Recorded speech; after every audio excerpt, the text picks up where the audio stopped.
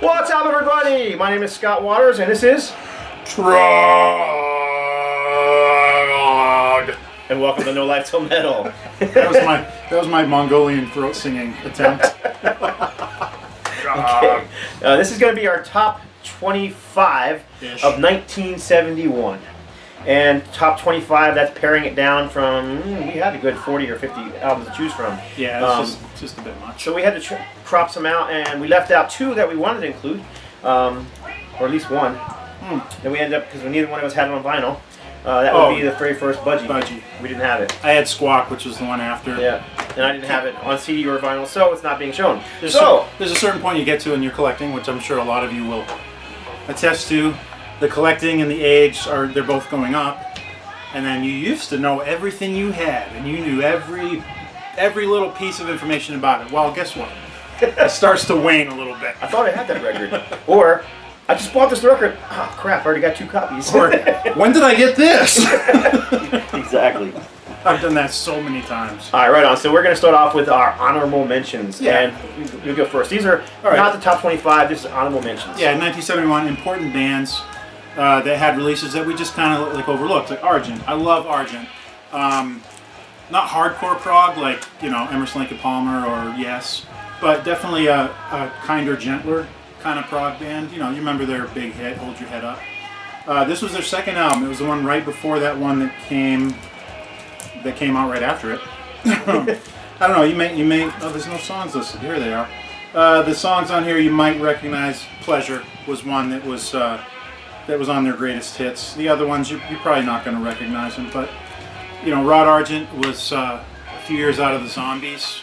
He formed this band with Russ Ballard, who's written A bazillion songs. Yeah. bazillion songs that other people have covered. You got to know at least one Russ Ballard, even if you don't know who he is. But anyway, Argent, Ring of Hands, 1971. My honorable mention. My honorable mention would be Blue Cheer, and this is Oh Pleasant Hope with a nice what do you call that? Quilt cover. Yeah. Okay, this series is called Hard and Heavy, and the reason we dropped this one from our top 25, not because we don't like it, because I actually love this record. Yep. It's basically a folk album. Compared to those early albums where they were just loud. I mean, there was I don't want to say they were heavy, but they were loud. There was something loud about them. Yeah. This is more mellow. Yeah, and there was a big folk movement in the early 70s. I mean, it started with Dylan, obviously, in the 60s, but when the band put out music from the Big Pink, a lot of bands wanted to sound that way, and I think this probably was one of the responses to that album. So you even have like country rock on here, which actually there's the inspiration for the cover, because that song is kind of a country rock song. And then you have what else I wrote on here? Eco blues, like this is your politically charged rocker, and environmental concerns. That was huge in '71. I'm the Light, and that's like almost a throwback to the '60s on this record. So same band that did Summertime Blues, the louder than God band. Yep. And here they're doing more acoustic. So there you go. That's Blue Cheer. Yep. And that's my pick for, well, not my pick. Honorable mentions. Honorable mentions, you got it. All right, we're gonna get into just the meat of 1971, the harder edged music. Again, the name of the series is Hard and Heavy, not hard rock heavy metal, just hard and heavy. That's the kind of sounds that we're into. This is the stuff that was definite roots of the heavier stuff that came later. So we've got Nantucket Sleigh Ride by Mountain, Leslie West's power trio, and this title track on here, great one, everyone knows it, classic rock staple, really. What's the other one on here that was this isn't the one I was thinking it was. Still a great album. Yep. I was probably thinking of Climbing, that had Never in My Life on it, but this was the one either right before it or right after. I think it was before. And he had such a brilliant, heavy, nasty guitar tone. He did, and his voice too. Yeah. Really, he had a real growly voice, and just a great band. Very overlooked, I think. By fans of early early hard rock. Mm-hmm. Mississippi Queen. A lot of people. That's the only song they know by now. Yeah. I saw them at concert opening up for Triumph in the '80s, and they were fantastic. And for Mississippi Queen, they brought out this giant cowbell. I mean, just monstrous Spinal Tap-ish cowbell. The original cowbell song. Oh yeah, that was awesome. All right, keeping on it. This is bottom of the list. This one almost didn't make your cut either. Yep. This one made it in at the last second because the budget didn't make it in, basically. Yeah. And this is Blood Rock 3. definitely not as heavy as the first two Blood Rocks. When you think of Blood Rock, what's the first song you think of? DOA. DOA. You know, that's that heavy, Scariest, doomy, one of the scary scariest vibe. songs ever written. Exactly. And this album definitely not that same bit of scariness, But still, they've got kind of a signature sound. Yes. You recognize the singer when he comes in, and it's them. They write good early '70s hard rock. and that song Whiskey Vengeance. Yep. Definitely has that heavy, doomy, spooky vibe that you got, from DOA. But instead of the guitars creating that sound, it's more of the organs and the keyboards as opposed to Right. But Which really, DOA was kind of that way too. Blood Rock 3. I always like the cover too. I know it's real simple. They had and interesting boring, covers. They did. but- Some of them are kind of disturbing. Yeah. Blood Rock USA, the one after this one, has this weird cartoon Weird picture cartoon with it. Yeah. of a guy's finger pointed at his head, but it's a gun, and the bullet's coming out of his finger, and the blood's just. It's just very bizarre. But yeah. Even for the time, it was bizarre. But this one's simple, very different. But I've always kind of liked it anyhow. So anyhow. Cool stuff. Yeah. Blood Rock 3. All right, one of my favorites, overlooked bands. Yes. Definite proggy, Wishbone Ash. This is the Pilgrimage album. Came right before Argus, right?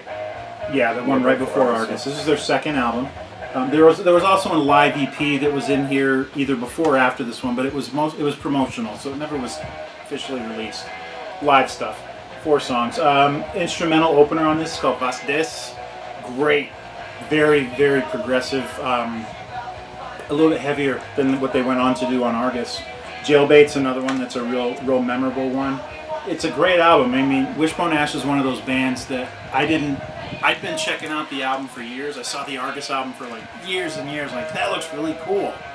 But I never bought it for some reason. I got into them way late, but I love them. I friggin' love this band. They're awesome, and everything you hear, they just have a certain sound. So that if you like a lot of it, you're going to like most of what they put out. Yeah. They just have a good sound. Especially those first 3-4 albums are just. Yep. Each one is just. Everything as up good to, as the next. I think everything up to Wishbone 4, which would have been their 5th album because they had the live one in there too. It was the original group, and I think after that they started to splinter. But those first 4 or 5 albums are definitely. I also think they're one of those underrated bands because they don't get the credit they deserve for. I mean, that twin guitar sound that you got from Iron Maiden, Judas Priest, and all those metal bands. Oh yeah, you can hear Lizzie all over this. You know they were fans, and Iron Maiden definitely were fans of Wishbone Ash. Yep, definitely. So sure. There you go, Wishbone Ash. All right, Nazareth. Yes. First album from Nazareth. It's a diverse and pretty heavy rocking album for 1971.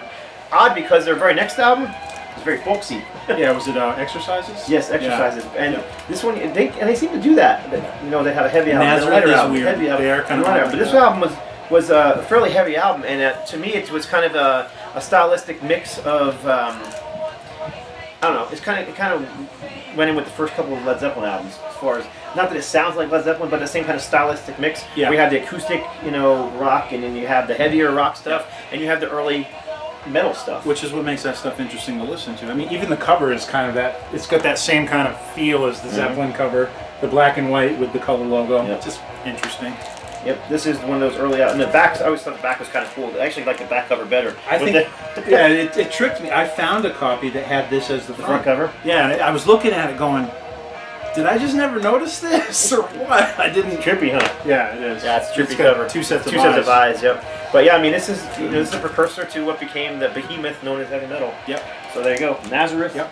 First album. They're from they're a Scottish band. Yes. Scottish. McCaffrey. Yep. All right, we've got another one of my favorites. We've got Humble Pie, Rock On. The ones that were on this one, Shine On. This is while Frampton was still in the band. So a lot of his vocals are still prominent. I mean, Steve Marriott was the main singer, but Humble Pie were one of those bands, and they were real common in the 70s where all the members sang. I mean, Kiss did that. Humble Pie was the precursor to that, really. You don't see that so much anymore. Any one of the members could have taken, except maybe the drummer, could have taken lead vocals at any point, and you still knew it was them because they all had very characteristic voices. So Frampton's all over this. He sang Shine On. Another one on here that is very well-known Humble Pie track is Stone Cold Fever, and that's Steve Marriott all over the place. We also got Rolling Stone on here, which is the Muddy Waters cover, which is super heavy, super. awesome heavy track for the time. And I think any of the early heavy and hard rock stuff always is inspired by that early blues stuff. Oh yeah, yep, absolutely. So great album. Any of the Humble Pie stuff you can't go wrong with. They are often overlooked. Really a super group from the 70s and went on to do stuff that you probably have heard of, but this is where it came from. Steve Marriott was one of the greatest singers in the 70s that you've never heard. Yep. I mean, you probably heard 30 Days in the Hole, but man, that guy could sing like few others. Before I show the next one and even that one, please don't anybody post below and saying that band Humble Pie is not heavy metal. Oh, dude, if you didn't have, I mean, that was the heavy stuff of the time. Right, and I understand that. And this next band we're going to show definitely wouldn't be considered heavy metal in the slightest, but this is Yes, the Yes album. And if you don't think there's a heaviness to Yes, with the quality of the songwriting, the depth of the arrangements and the musical theory and the lyrics and all that. I mean, these guys are heavy. They're not sound-wise, they're not heavy, but oh my god. I didn't think they got heaviness in their sound. I mean, Chris Squire's bass. Yeah, that growling Rickenbacker yep. bass, the Rickenbastard. And R.I.P. Chris Squire. We lost him since the last set of videos yes, we did. And this, I don't know. What a great album. Yeah, I mean, there's not a bad song on here. Steve Howe's first one. Yep. First one to Steve Howe, the guitar player. This is where Yes really developed that sound that has been copied by tons of other bands. They were one of those bands. There's a lot of bands in the early 70s. Their first couple albums, they didn't really do anything. Even today, they were still searching. Yeah. Yes was no exception. I mean, they did a lot of covers on their first two albums, but they hadn't really found their sound yet. Yeah, Alice Cooper did the same thing. A lot of those prog bands too, like Genesis, same thing. Their early albums were kind of poppy, and then they started getting into the rest. Even Pink Floyd. I mean, Well, I mean, with Pink Floyd, we've got the whole Sid Barrett aspect, and that was part of it. But with Yes, they definitely. Oh man, their signature sound was born really on this album. Yep. I mean, but this almost reads like a greatest hits by itself. Yep. Yours is No Disgrace, Clap, which is the acoustic guitar solo, which is just jaw dropping. Yep. Starship Trooper, which is just unearthly song. I've Seen All Good People. That's the Yes song that I got introduced to. Adventure and Perpetual Change. Those are probably the two deepest cuts on it, are those two. But really, you can't go wrong with this album. But even Perpetual Change is, it's great stuff. Yeah, this is a great album, great band. And like I said, we decided to show this one because of the things we already said, but mostly because Chris Squire, his bass sound, unearthly, heavy, growling, Rickenbastard. For sure. All right, next one, another precursor to the whole heavy metal that we've all come to know and love, or at least the one that Scott and I grew up with. I know that today's metalheads will call it something completely different. And we've also got the prog element in here. We've got Uriah Heep with their second album, Salisbury. We've got the UK cover over here and the American one here. And I think the only difference between them is one song. And we should have looked it up before we started. I'm almost positive it's... Oh, crap. Can't see it on that one. Oh, what is it? It might be Lady in Black. Let's just take a look real quick. Yeah, let's. So this one's got the tank cover with the band on it. I mean, the covers couldn't be more different. Lady in Black's here. Okay, Bird of Prey is on the UK one, and it's not on the US one. So Correct. it's High Priestess is on there. Salisbury, The Bullet. Which one is it? The Park on there? The Park is on here. Time to Live. Time to Live. Lady in Black. What is it? 1, 2, 3, 4, 5, 6. 1, 2, 3, 4, 5, 6. What's the song? Why can't I see One it? of these things ain't Not like the other. One of these things doesn't belong. High Priestess is on here. Salisbury's got to be on there, right? Yeah, Salisbury. Lady in The Black. Park. The Park. Time to Live. Time to Live. Lady in Black. Yep. Simon the Bullet Freak. That's the one. Simon the Bullet Bullet Freak. Durr.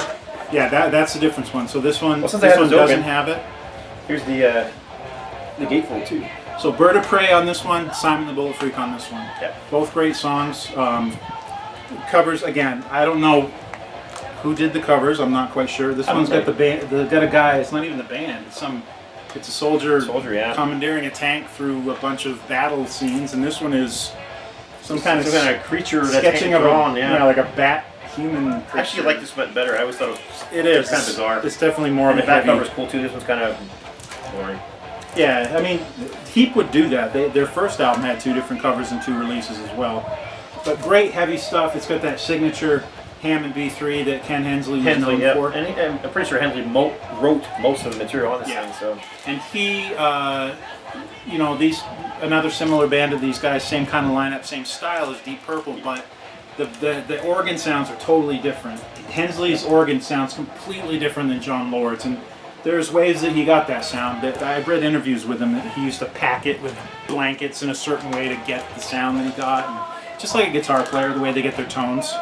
All right, next up in our top 25. How did this not make top 5? Wow.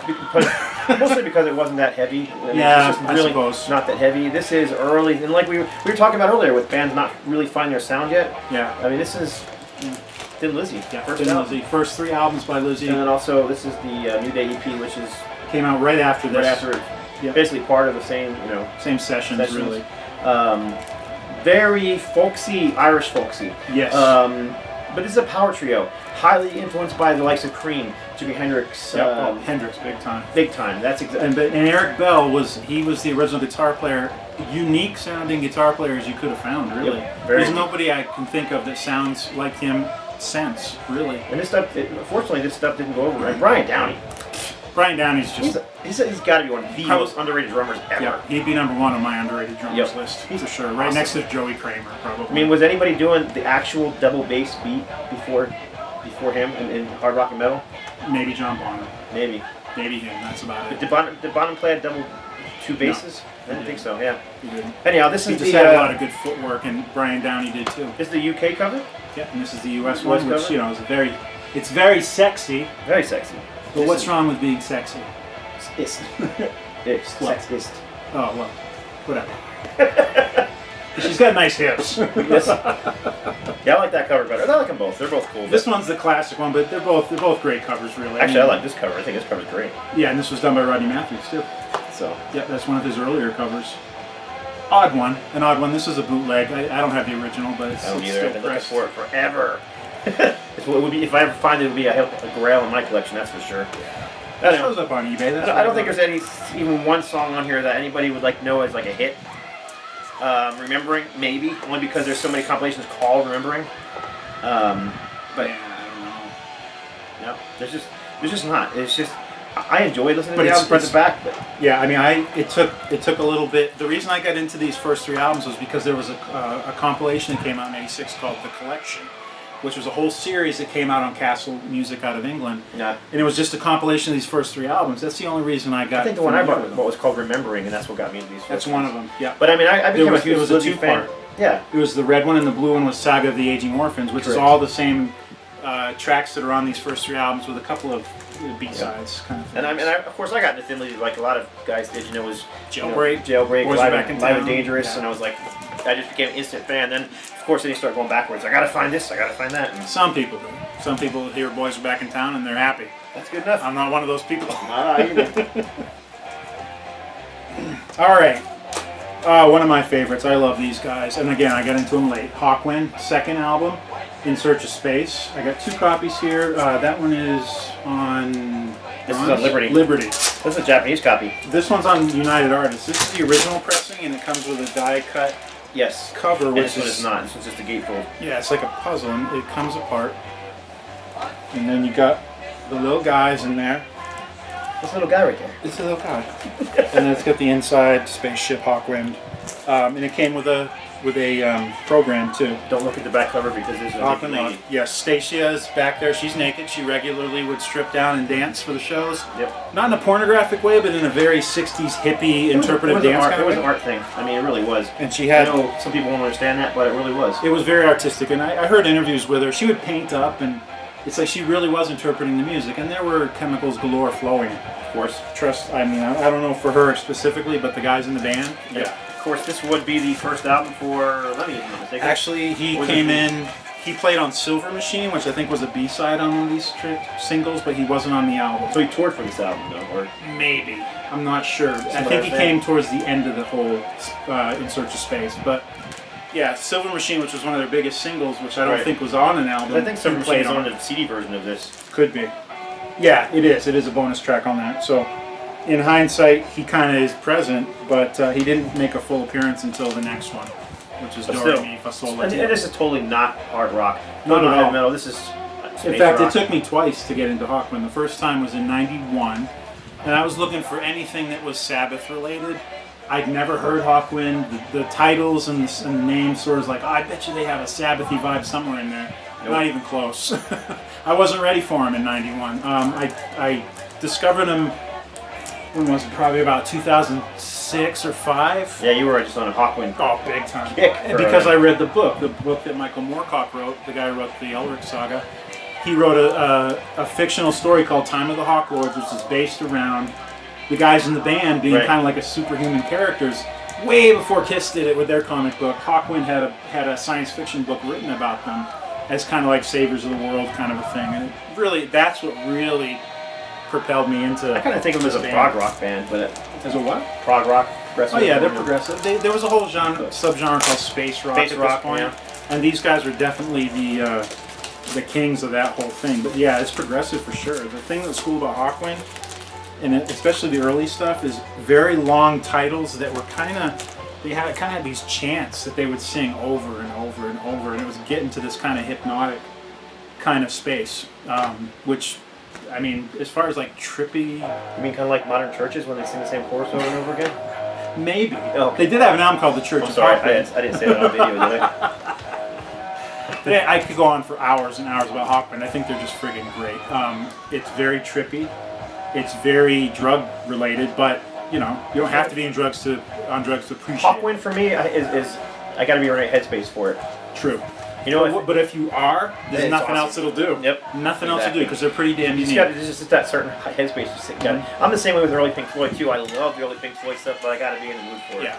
And I think with Hawkwind, I've always called them the British Grateful Dead.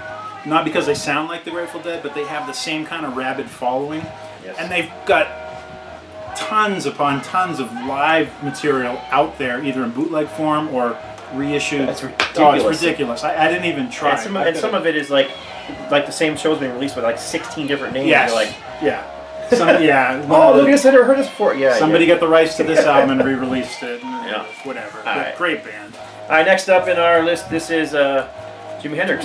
Cry Love. This is a posthumous album. Was that the first one? I believe it was. It may have been the first one. That was probably closest to the track listing that ended up being, that was supposed to be First Rays of the New Rising Sun. Right, would have been the new album from Jimi Hendrix, but they were unfinished. Mm-hmm. Someone came in and finished them, if I'm not mistaken. Was it Jack Douglas? I believe it was. We need to look. Who was the Aerosmith producer.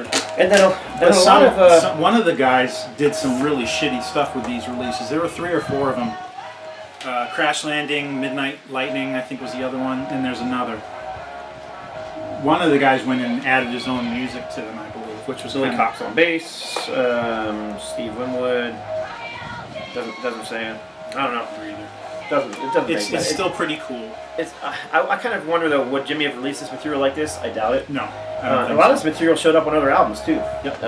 But I'm pretty sure all of these tracks ended up when his father finally got control of the estate and he put out First Rays of the New Rising Sun. I think most of those titles were on it. So they were earmarked for that album that Jimmy was working on. And if I'm not mistaken, did a couple of these songs end up on the Rainbow Bridge album too? Probably. Because Rainbow Bridge was like a soundtrack for the movie. The movie was friggin' awful. The Hendrix scenes were great, but there was a story in it.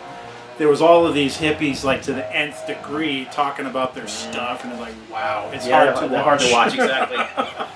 You know, other movies like that. Then getting off subject like we always do, but the Sgt. Pepper's movie. Oh, the one they did later? Yeah. Frampton. Awful, but I love the Aerosmith scene. The soundtrack was far better than the movie. And the Aerosmith scene is awesome. You got the band up there. What were they called? They were villains. I can't remember what the name of the band. Yeah, the something Dylan band, and that was just cool. And then they killed Steven Tyler, and then they killed Frampton too. And, well, they don't kill him really, I guess, because he was Frampton as Billy Shears, right? To be honest, I don't think I've ever seen that movie. I've seen it. I have it on DVD. Familiar with the music? Watching the whole thing, it's pretty difficult. The Future Villain Band. That's it. Okay. So anyhow, here we're getting totally off subject. Jimi Hendrix. Heavy record. Cool. One of the not really. Very unauthorized. One of the first unauthorized of, I think there was about 4. And there was a ton of bootleg Hendrix crap that was out there. Stuff when he was playing with Otis Redding, stuff when he was playing with the Jimmy James and the Famous Flames, that kind of, all that stuff. And none of that stuff has that Hendrix sound because he didn't really find that sound. It was before. Yet. But it's people just capitalizing on his name, basically, after he died. But this album actually sounds like Hendrix. Has that really raunchy, heavy guitar tone that he had. There's some, I mean, well-known songs too. Freedom, Easy Rider, those all were well-known. Angel is a big one.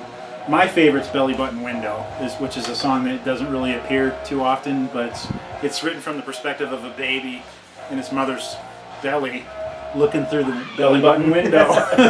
And it's talking about, you know, Mom and Dad, do you really want me? It's kind of a sad song, actually, but it's cool. It's, I mean, from the perspective only Jimi Hendrix really could come up with. And if you want to see the roots of hard rock and heavy metal, right there. Yeah. Hendrix, there's no denying it. I mean, yep. Was he it? No. But he was the beginning roots. of it. Yep, for sure. And this power trio that he was in for, you know, with the Experience, everybody in the early 70s was trying to be a power trio. Yeah. And then the same we thing. showed several of them already. Yep. So, I mean, Mountain was the same with Band of Gypsies, really. It was the same kind of setup. Thin At Lizzy. least what it came to. Yeah, Thin Lizzy, also another power trio. Yep. And there's something about it. There's something about that kind of a band. Here's another one. A little bit different instrumentation, but Emerson, Lake and Palmer. Talk about a power trio. I mean, we didn't have really... We had drums. We had manic keyboard organ player. And then we had Greg Lake, who was kind of went between acoustic guitar and bass. But not really a specific bass player or guitar player. It's just Greg, and he was the vocalist too. Tarkus was their second album, and the first album was proggy, but this one, oh man, they took off with it. And talk about Yes being proggy, these guys were like a couple levels above Yes with the progressive stuff. Tarkus was like a 22-minute piece. It was the side one of the album. Total, just part after part after part, and time changes and all that. A lot of jazz influences. Very. Yep. And it's about this. It's a funny little story that involves this Little character. this character that looks like an armadillo, but he's kind of a tank, and his name's Tarkus. And he comes up against this monster called the Manticore, and he goes swimming, and it's just this story. It's just this long, drawn-out story about this creature. And it was not inspired by drugs at all. I have no idea. I don't know if the LP were a drug-using band or not, but the prog guys were so... I have a hard time believing any band in the 70s were not doing some kind of drugs, you know. Yeah. But great album. It's definitely a little harder to listen to than, like, you know, Brain Salad Surgery or something, but it's definitely the beginnings of that. And I always love the color of the cover. It's just got all kinds of cool colors in it, and it's a neat drawing of something you've never seen before, an armadillo tank. Yep. Gotta love it. All right, next up, this is a band who was huge in the 70s. Huge. And all but forgotten these days for some reason. Other than, you know, a few classic rock songs that get played sparsely on classic rock radio. Yeah. I don't understand. This band was huge. They sold out stadiums, you know, multiple nights in a row. They were. I think they fell in the cracks of the very early 70s, because what happened later in the 70s just overshadowed it so much. I think that they got lost in that. So who are we talking about? Grand Funk. Grand Funk. And they were Grand Funk on this one, not Grand Funk Railroad. Yep. Grand Funk. Mark Farner, guitar player on this album. Yep. Just had his own style, his own sound. Great guitar player and also a great singer. He had more of the R&B influences, like Aretha Franklin, that he was coming from. That's the kind of singer he was. Really clean, high-pitched, very strong kind of tenor voice. And these guys get pretty poppy too once in a while, but I don't really think Survival, I don't remember. There's any songs that were really, I wanted to show these two, because it's here. Show them inserts. 70s were great for inserts too. Kiss definitely capitalized on it, but Grand Funk was doing it. They had color 8x10s of each of the band members in the like the cavemen kind of motif. Like on the cover. Pretty cool. I think it's pretty cool. Yeah, I mean. And Mark Farner had like the longest, straightest hair of anyone. I just thought he looked so cool. Yep, so cool. He kind of. Their original producer on this was Terry Knight. He was the guy that was he was responsible for the real heavy, loud sounds that they had on all those earlier albums. From the On Time album, the Grand Funk album, Survival. There were like a series of 3 or 4 of them that, when he was producing them, they just had this sound. It was pushed into the red. It was very overdriven and just loud. in a certain way, and it was the thing that. Some of these songs jam pretty well too. There's I don't remember the times, but I knew there was a couple songs on here were at least close to 8-9 minutes long. Well, they did the "Gimme Shelter" the Stones cover, which nobody can really reproduce that, but they did a pretty good version pretty good of it. job, yeah. But I Can Feel Them in the Morning, almost 8 minutes long. "Feeling All Right" was a Joe Cocker cover. That's right. Yep. Which that's what Mark Farner was into. That kind of blue-eyed soul kind of thing. R&B, yeah. That's definitely Anyhow, Grand Funk, Mark Farner. Awesome record. All right, another one of my favorites. We have the bands from the UK that were really into the blues. The biggest ones. Cream. Zeppelin. John Mayall's Blues Breakers, the Yardbirds, all that stuff. Well, Free was another one that were right in the thick of all that blues-sounding hard rock that was coming out of the UK in the 70s. Paul Rodgers was the singer, one of my favorite singers ever. Him. He went on to Bad Company. He went on to The Firm with Jimmy Page. Yep. Went on to do solo stuff. Queen. That one I still don't get, nor have I heard. I just don't want to. It's two bands that mean two people, a band and a person that means so much to me. I'm so scared it would suck so bad. Yeah, it's bizarre. Listen. I don't. When you think of just manly badass singers, that's and then you think Queen. It wasn't so much that. No, it was something just as different. lovable. It was just but different. It's totally different. Yeah, Paul Rodgers and Queen is not something I would have put together. No, but he did it. So anyhow, he did it. And this live album, and it also has a couple of studio cuts on it, like B-sides, like I think "Ride on Pony" and "My Brother Jake." But it's just live versions of the songs that they'd already had made famous on the albums previous. Just done live. There's a tragic guitar player there too, man. Yeah, Paul Kossoff. Speaking of drugs. Okay, who do we have here? So we got Paul Kossoff, great guitar player, just a little guy. They did all this stuff. He died in '76, I believe, of a brain hemorrhage. Yeah. Something like that. But drugs are obviously part of the picture. Yeah, for sure. Paul Rodgers went on to form Bad Company with drummer Simon Kirke. And then Andy Fraser went on to do a bunch of other stuff. We just lost him last year. I don't remember how he died. Was it 2 years ago? I don't know. Maybe it was. It wasn't quite 2 years ago because I did a radio show tribute on the day he died. I can't remember how he died, but he was 60-ish. Great band. Wow. Andy Fraser was like 17, 18 when he was in this band, and you cannot. His bass playing was so.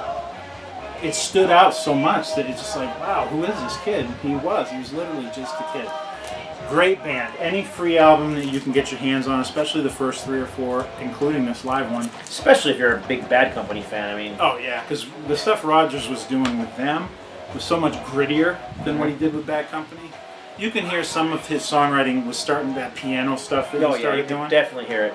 But the first 2 or 3 albums, guitar-driven, heavy blues, and Paul Rodgers is all over it. Just incredible